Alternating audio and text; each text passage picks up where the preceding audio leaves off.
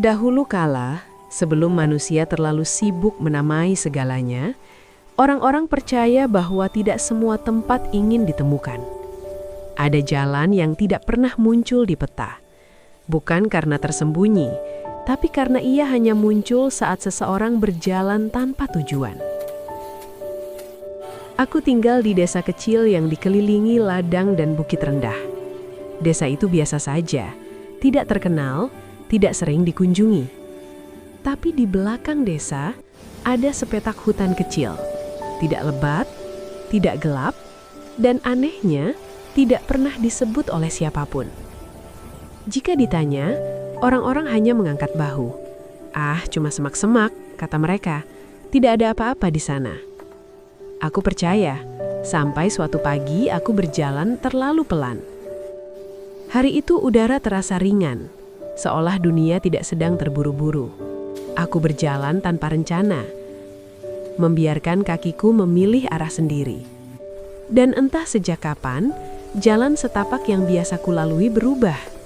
Rumputnya lebih hijau, anginnya lebih hangat, dan suara desa perlahan menghilang. Di depanku, berdiri hutan kecil itu. Aku yakin, aku pernah melewati tempat ini berkali-kali.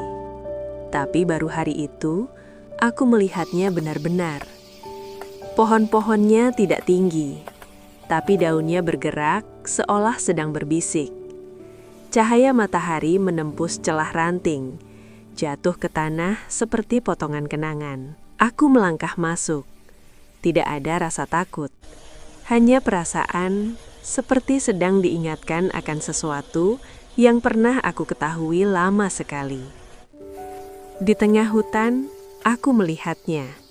Sebuah lingkaran kecil di tanah, ditumbuhi bunga putih yang tidak pernah kulihat sebelumnya. Di tengahnya, seekor makhluk kecil duduk diam, bukan hewan, bukan manusia. Ia tidak bercahaya terang, tidak bersayap besar. Hanya sosok kecil dengan mata tenang, seolah dunia tidak pernah mengejutkannya. Kamu bisa melihat hutan ini. Aku terdiam, lalu mengangguk.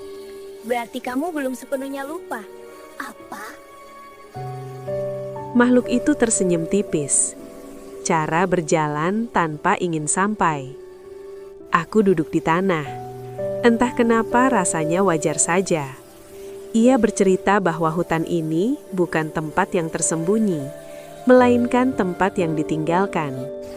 Dulu, manusia sering datang, bukan untuk mengambil, bukan untuk menamai, hanya untuk diam.